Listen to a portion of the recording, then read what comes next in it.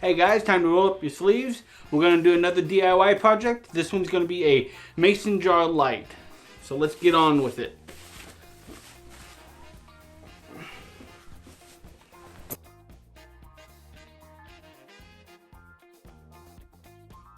Okay guys, the couple things that you'll need is a can of spray paint, and that's only for decorative purposes only, and then a way to put the light through the Mason jar lid. I used a Dremel tool with a little hole saw attachment on the end to cut the thing, and you'll be seeing that a little bit later on. But then you need a mason jar. It can be regular mason jar, big mason jar, doesn't matter what kind of mason jar, okay?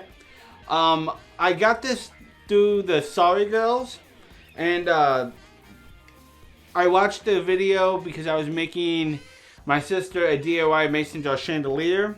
Today we're just going to make a light, and the main reason why I'm contributing Sorry Girls on this is because of their idea on how they put the light on top. What I originally was going to do when I was doing this was put the whole light inside, but I bought too small of a jar, and I didn't want to go buy a bigger one, so they helped me with that. So I'm contributing, you know, saying that if you want to see what they did, go watch their stuff. It's great. Put a link in the description below also. But anyways, pretty much what I did is I went to IKEA and got the Hema lights. They're $5 for the ones without the switches, $6 for the ones with the switches.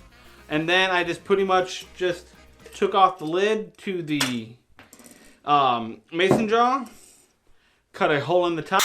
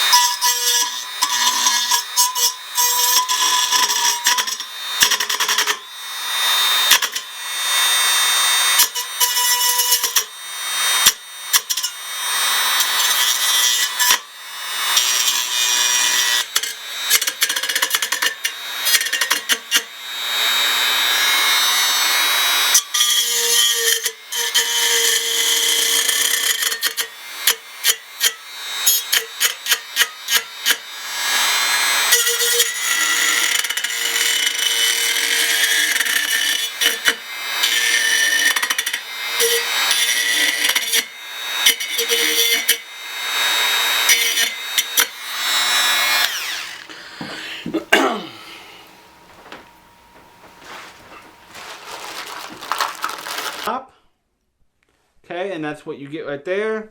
Then I take off the screw on the light right here.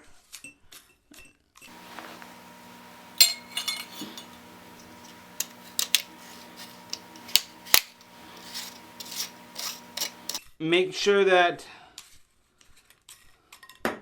that comes off. Put the lid on top first, the screw part, and then go ahead and put on the part that you've cut the hole in. And then that needs to be just big enough so where it's threading on to where you can just turn it and stuff. Be careful, these edges are sharp, so I don't want you cutting yourself or anything like that. And just go ahead and do it like that. Then take in the screw top, and voila, you have your light set up there with the top. Now what I did here is I went ahead and spray painted the top of this and everything with the regular spray can that I have here, which is Rust-Oleum Universal Hammer Primer in 1, and it's coppered color.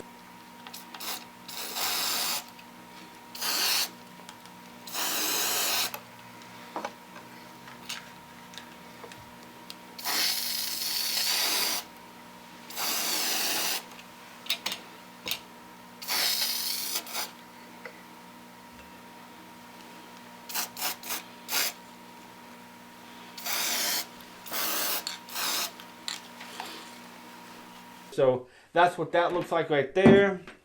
And as you see, I'm doing this. And then all you really got to do is put the lid on the top, and then that's done. But I don't like the way that this looks, so I'm going to go ahead get a better covering for this actual rope and everything, you know, the cord on it. And what I did is I went to Lowe's and found this twine, and I put this on my sister's lamp. It came out alright. I wasn't too impressed with the way it came out because of how I really wanted it to come out. I really wanted to get some metal brake lines and put it over this and stuff like that. But that was almost like $50 a pop where I live to get that brake line. So I came up with a very cheaper idea, which this is just to cover up the cord. Nothing else and stuff like that. And as soon as I find an end that I can pull out, voila, you have your twine. Now find an end, which should be hopefully easier to find when I'm making it. Here's an end right here. Find an end and untangle it a bit. Let that twine fall to the ground. And what I did is I went ahead and knotted it down here at the bottom because it's already in this loop area and stuff like that. So I went ahead and just sent it through this loop and knotted it right down towards the bottom where I want to start. And then I add another thing to make it stay in place, which it looks kind of messed up to begin with, but it'll be okay, I promise. And then just made that all nice and tight, scooted that down to where I needed it, and boom. Now I have this set up like that. And what I did is I got a bunch of twine, had it all ready, and just started going around the edge of the outside of the wire just like this until I got to the desired length that I wanted, which this does take a while, and this is very time consuming here, but it does come out with a good product, and I'll show you that at the very end of this too, on what it looks like hanging up and everything. So I'm going to continue doing on this and show you at the very end what the whole thing looks like. But pretty much I just grabbed the twine, made a knot. I'm going to cut this off naturally and then just keep on wrapping it around.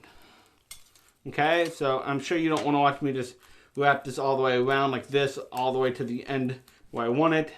So I'm going to go ahead and cut the video, show you the very end of this, and then we'll be done. And there you have it, guys, right there. That's what the finished product looks like right there. As you see, I did the cord all the way down through it and everything. So this is what the final product looks like.